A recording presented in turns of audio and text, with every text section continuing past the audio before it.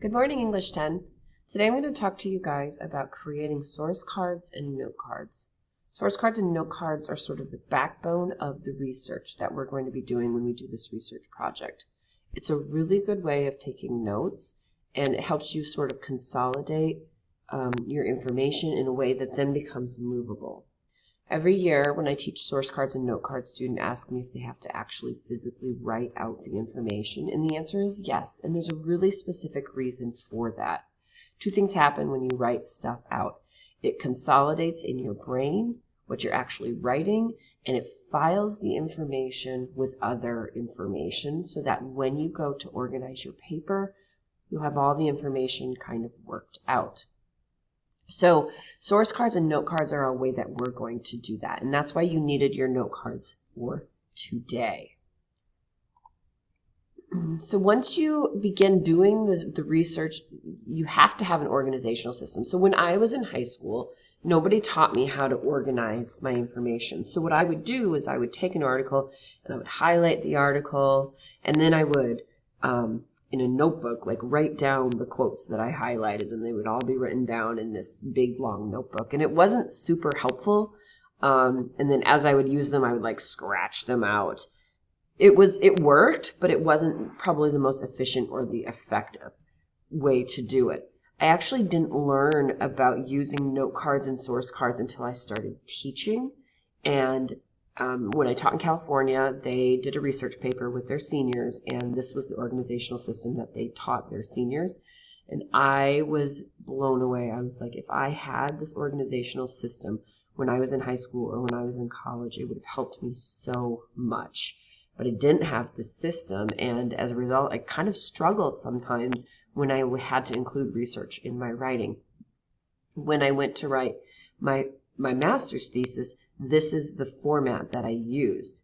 My master's thesis, if you were here, I would show it to you because it's bound in a book. It's like 55 pages long and has like 27 or 30 sources in it.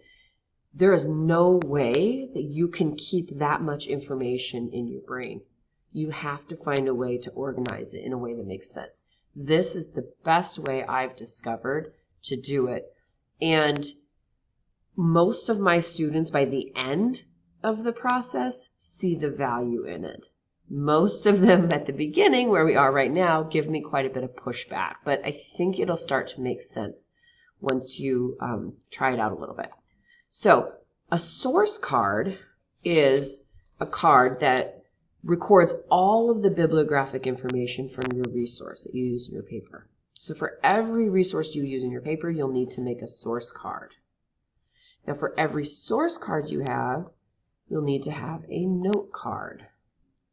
So this is an example of a source card, right? It's going to have a source letter on the top, and then you're going to put the full MLA bibliographic entry there. So what you put on the works cited page. So this is the information that for instance, in the database portal, like when you go into one of those databases, you find a really good article, you click that little citation tool and that select MLA, and what you copy and paste there, that's what you're going to put on your source card. And you're going to call it source A. All right, so let's look at a source to do it. This is just a sample source. It's just an article it's called The Secret Lives of Readers. These are the authors, Gary Fine and Shannon Fitzsimmons, right? And so when I make my source card, this is what it looks like. It's the first one that I created, so it's source A. It doesn't need to be alphabetical by author name, right? It's just my source A. And then this is my bibliographic citation that I got from my citation tool that I did from the database.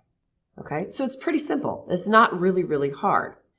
Now, you make one source card for every article that you read, right? But you're going to make a note card that connects to that source card. And we'll talk about that in just a second, okay? So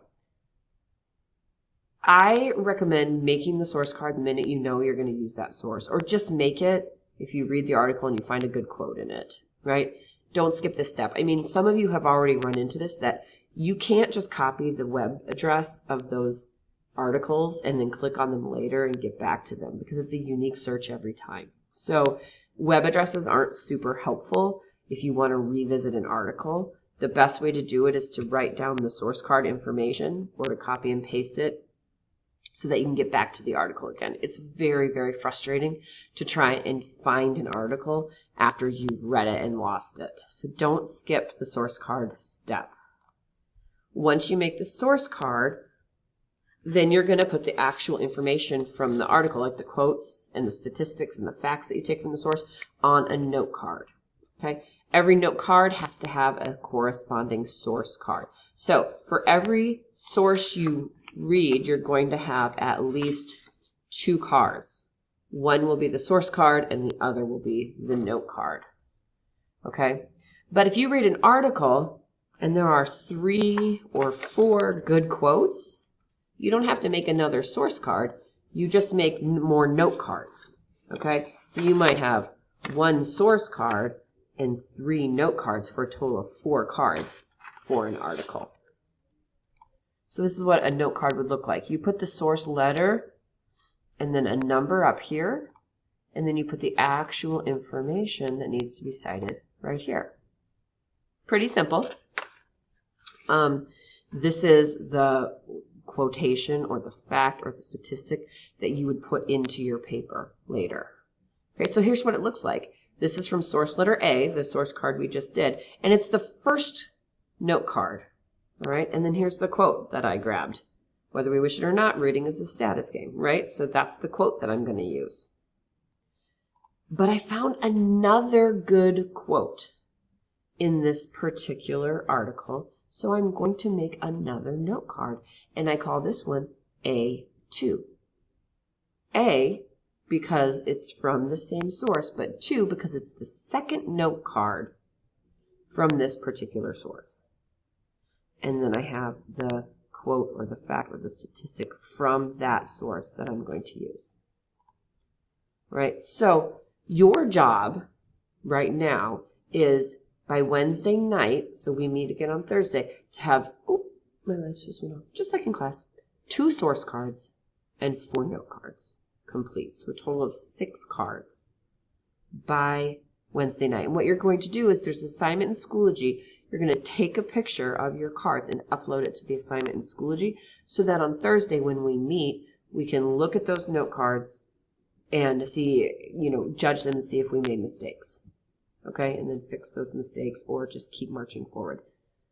Okay, good luck, you guys. I'm sorry that we had to be asynchronous today. I hope that this little video helps you kind of figure out note cards and source cards.